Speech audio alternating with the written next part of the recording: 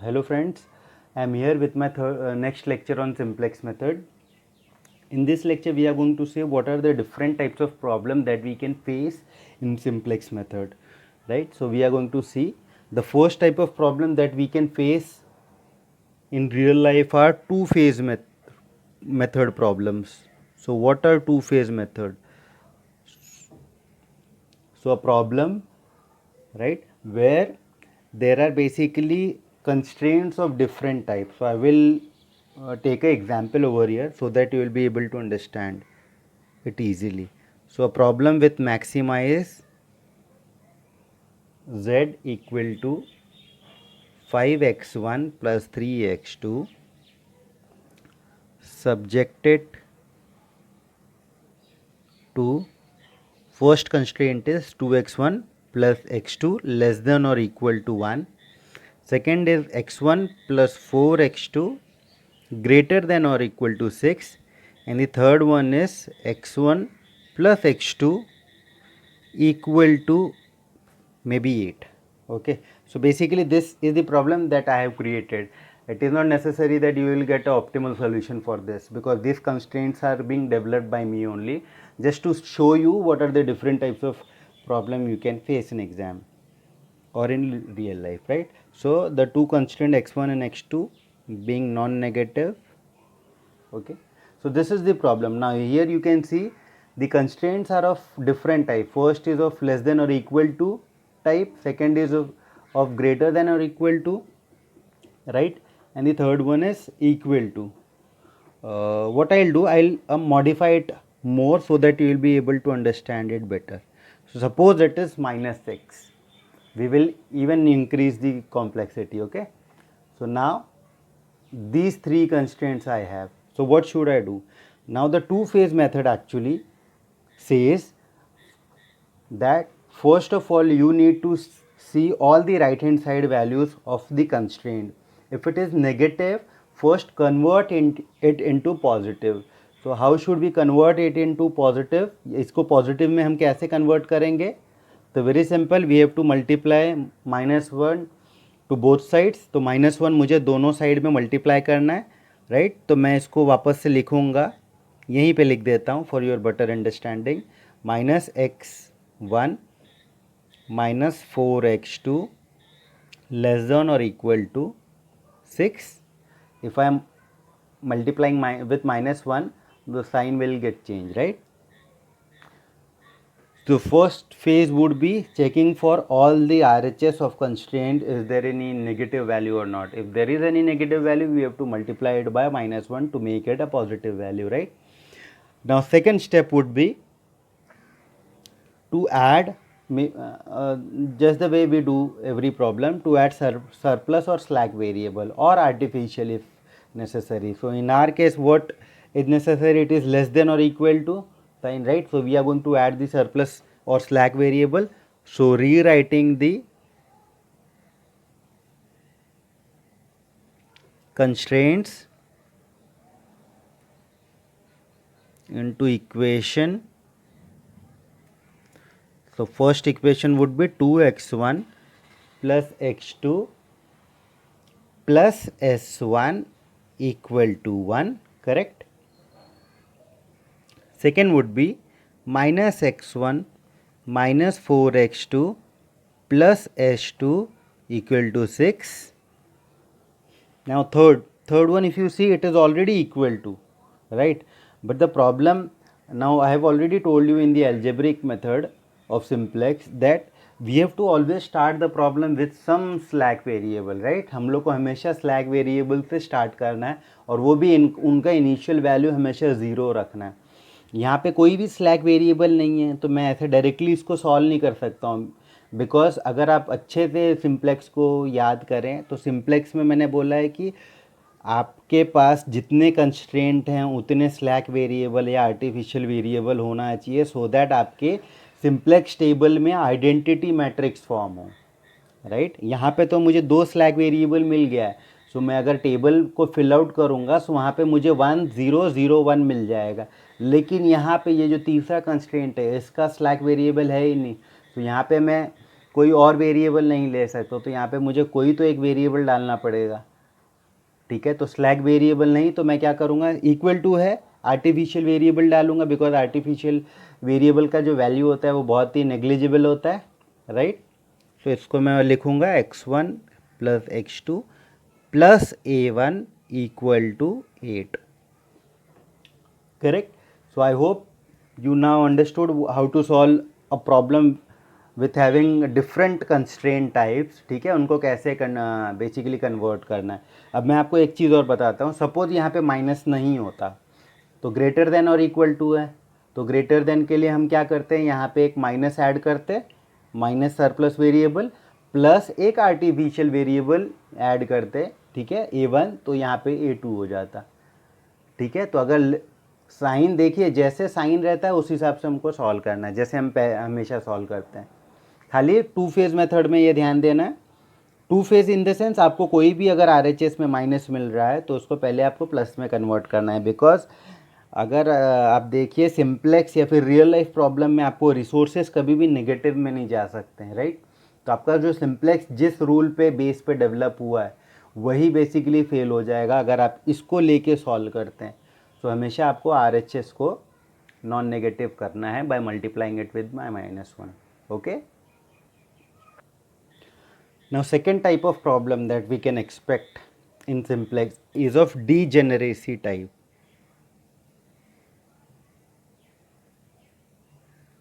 अब ये डीजेनरेसी क्या है, बेसिकली डीजेनरेसी एक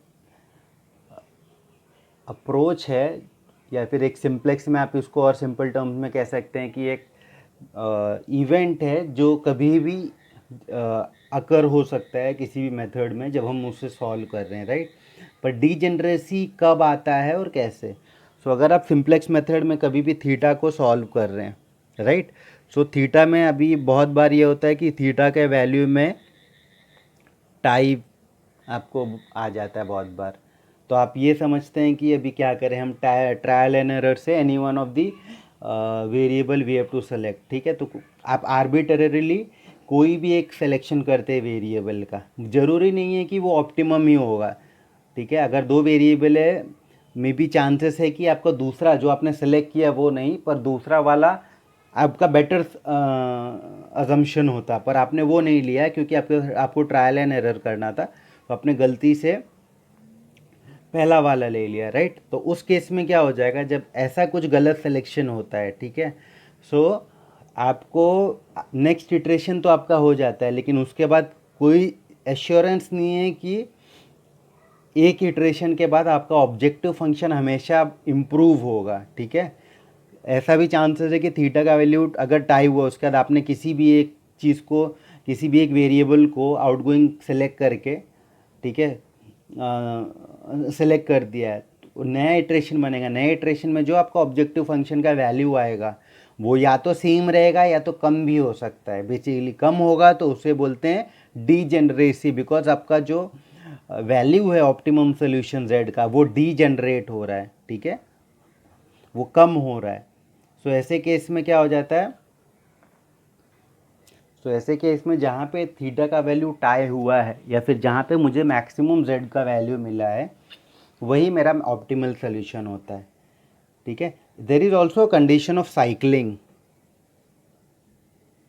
और सर्कलिंग भी उसे कहते हैं, ठीक है।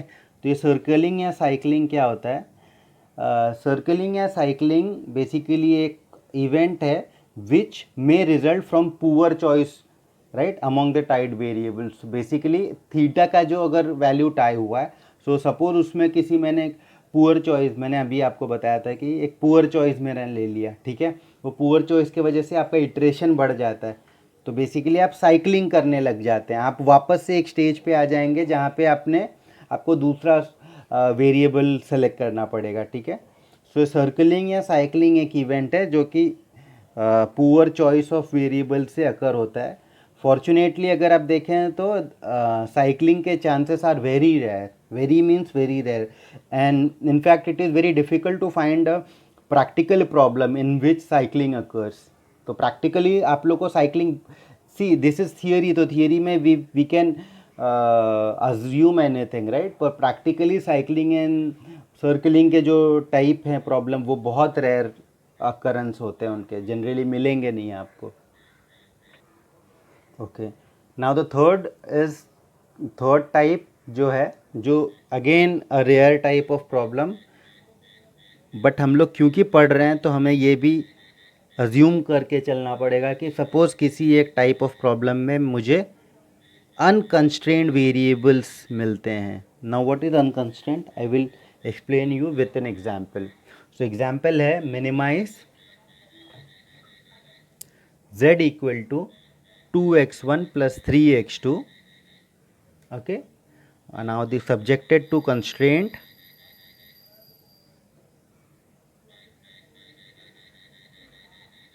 Now the constraints are x1 minus 2x2 less than or equal to 0.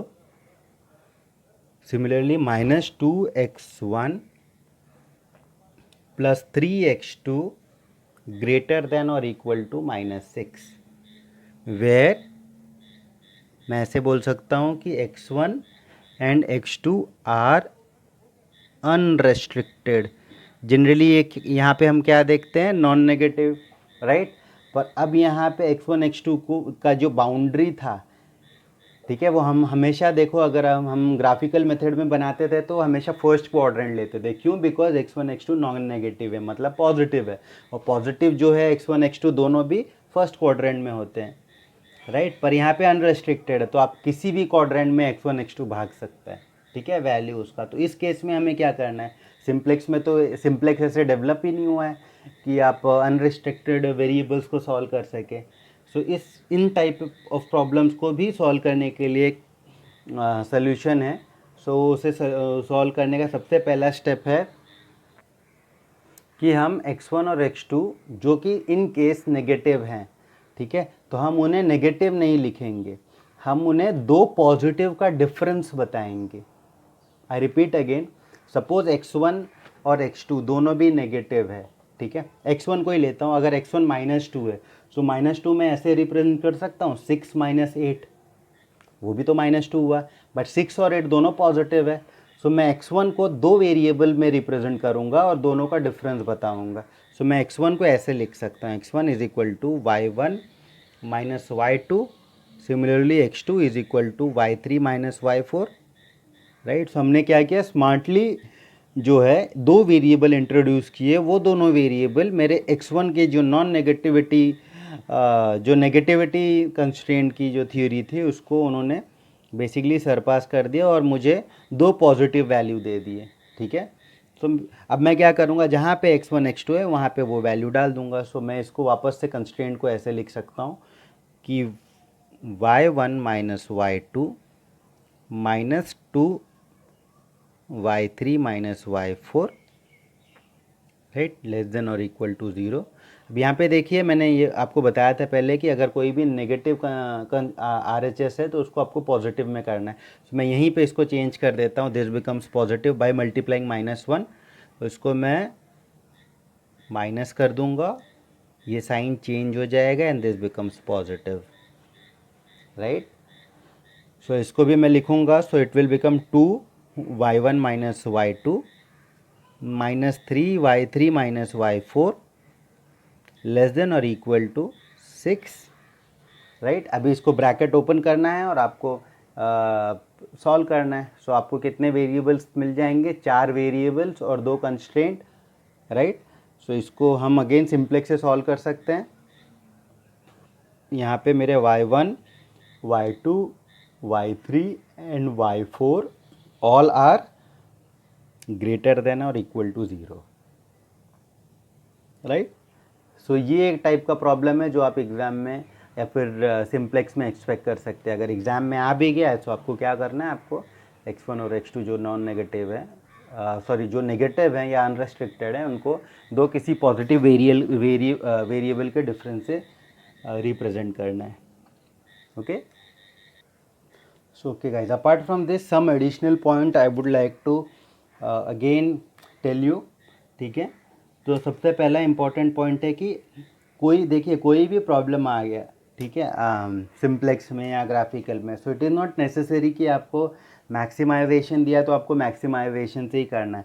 Eight any point of time आपका जो प्रॉब्लम है, कोई भी problem, you can convert into, basically you can change the problem, maximization को you can convert it into minimization और vice versa, right. So reversing कर सकते हैं आप by multiplying the -1।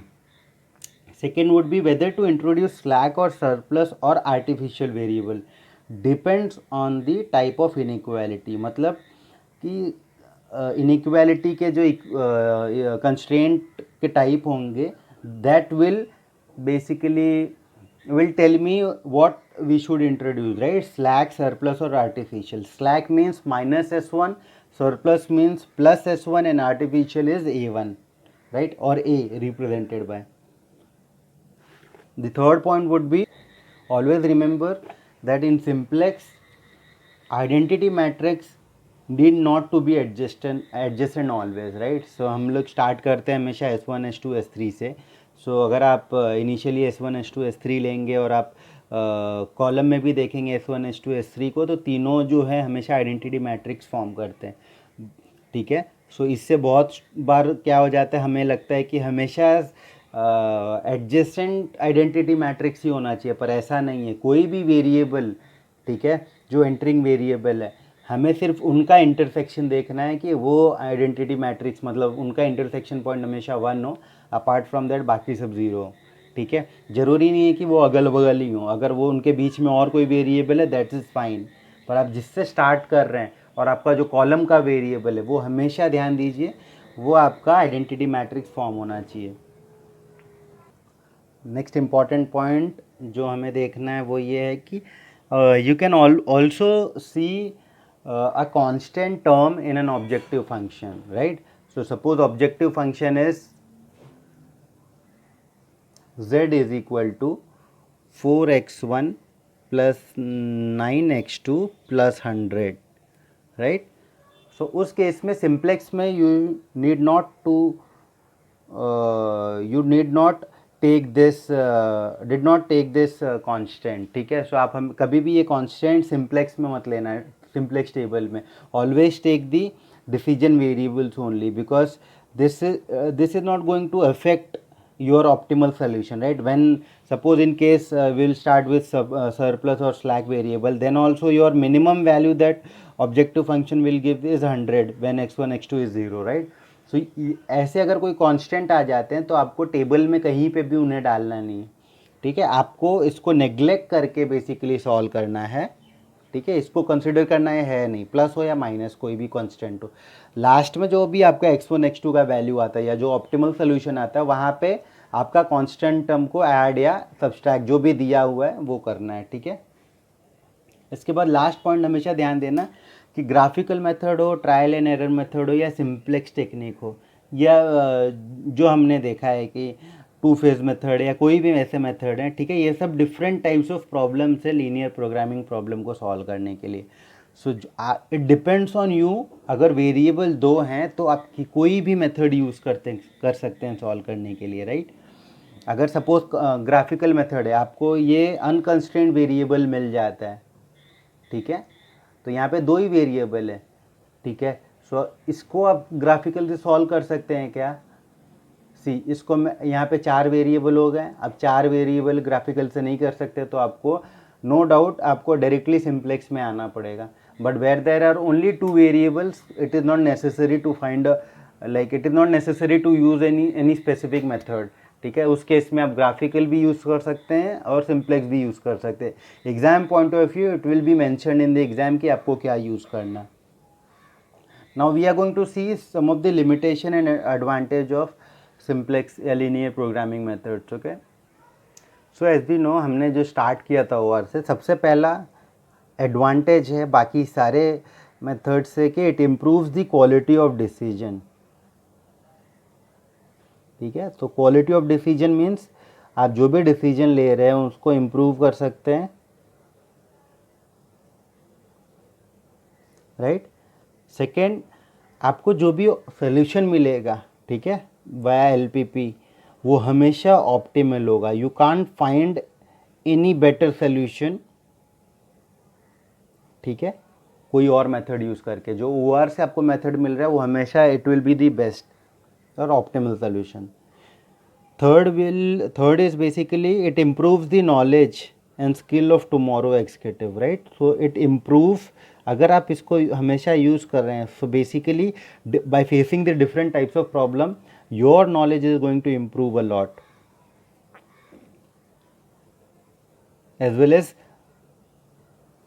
Tomorrow's executive जो हैं, जो आने वाले हैं, मे बी और different types of problems solve करके they can improve their knowledge as well. So there is no basically any limited amount of rules that are set कि आप यही कर सकते हैं। जैसे जैसे डिफरेंट प्रॉब्लम्स आपको मिलेंगे वैसे वैसे you can modify the simplex. जैसे सिम्प्लेक्स इनिशियली डेवलप हुआ था, उसके बाद अभी हमने देखा कि unrestricted variable type of problems आ गए। सो उस केस में उसको थोड़ा मॉडिफाई किया गया बाय इंट्रोड्यूसिंग 2 मोर वेरिएबल। सो ऐसे मॉडिफिकेशंस होते रहेंगे, ठीक है। उसके बाद also the very important point is it highlights, अगर आप हम आगे देखेंगे और भी दूसरे प्रॉब्लम्स। सो LPP ना हमें बेसिकली जो भी बॉटल नेक्स होते हैं, ठीक है, मेरे सिस्टम्स में bottle next means problems in my system, ठीक है। सो वो बेसिकली हाईलाइट करता है कि प्रॉब्लम कहाँ पे स्पेसिफिकली, ठीक है। तो वो मुझे LPP से समझ में आता है। Now we are going to see the limitations. तो क्या क्या लिमिटेशन हो सकता है? सबसे पहला और सबसे बड़ा लिमिटेशन जो है LP का, लीनियर प्रोग्रामिंग का, वो ये है कि it does not consider time as an variable.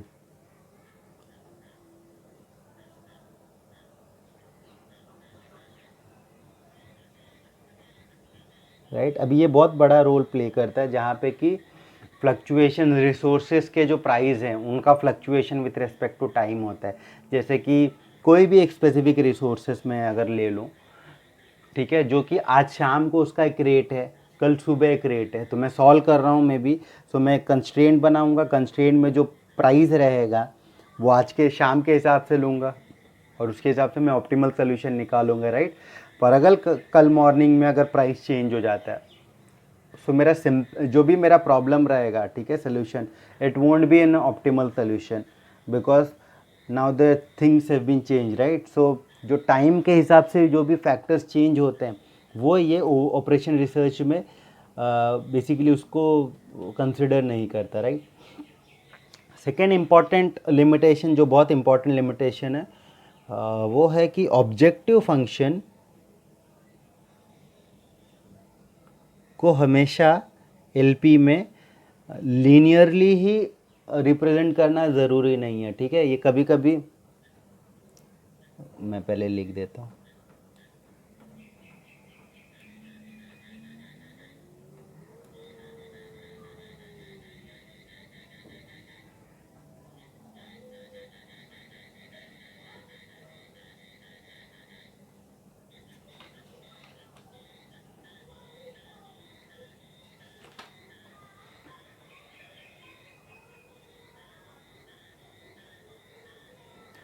So objective function is not always linear. तो बहुत बार क्या हो जाता है कि ऑब्जेक्टिव फंक्शन आपका क्वाड्रेटिक फंक्शन भी बन सकता है, जहाँ पे कि जो पावर रहेगा आपके वेरिएबल का इट विल नॉट बी 1। सो ये भी एक मेजर डिसएडवांटेज है। अपार्ट फ्रॉम दिस, तीसरा एक चीज़ है कि जहाँ पे आपके वेरिएबल्स बहुत बढ़ जाते हैं, ठीक है, सो उन सब प्रॉब्लम्स को OR से सॉल्व करना are very difficult because see there are many factors which you can't consider as an variable. For example, not I will give you an example, purely not as a mathematic, but still just like human emotion. So you can't consider human emotion as an variable, right? You can't basically take it. Similarly time, जैसे बोला मैंने, ठीक है। तो ये सब जो चीज़ें हैं ये आप ऑब्जेक्टिव फंक्शन में सॉरी ये सब आप एज ए वेरिएबल रिप्रेजेंट करना इज़ वेरी डिफ़िकल्ट। सो ऐसे प्रॉब्लम्स भी ओवरकम LP प्रॉब्लम नहीं कर सकता, राइट। तो ये सारे थे, बट जितने भी एडवांटेज और डिसएडवांटेज बताए मैंने, ठीक है, इनमें अगर आप देखें तो clearly advantage of using OR is are much more, and that's why it is being used everywhere now. In कोई भी कंपनी ले लीजिए, whether it is Indian railway और टाटा और any big company, FMCG company, ठीक है, वो अपने ट्रांसपोर्टेशन प्रोडक्शन कॉस्ट को कम करने के लिए यूज़ कर सकते हैं। तो इट इज़ अ मस्ट और need of our method which are used. And आप जितने भी MBAs देखेंगे या फिर जो जहाँ पे जितने भी एजुकेशन है, हायर एजुकेशन, वहाँ पे OR is always a priority, ठीक है। OR आपको हमेशा एक सब्जेक्ट में मिलेगा ही मिलेगा, because as an management or as an senior executive you have to make decision, and to make optimal decision or correct decision you have to use any mathematical technique, right? So I will end my lecture with this today. Hope आपको सारे जो मैंने आज topic लिए हैं वो सारे समझ में आए. In case of any doubt please let me know in the chat section. Thank you.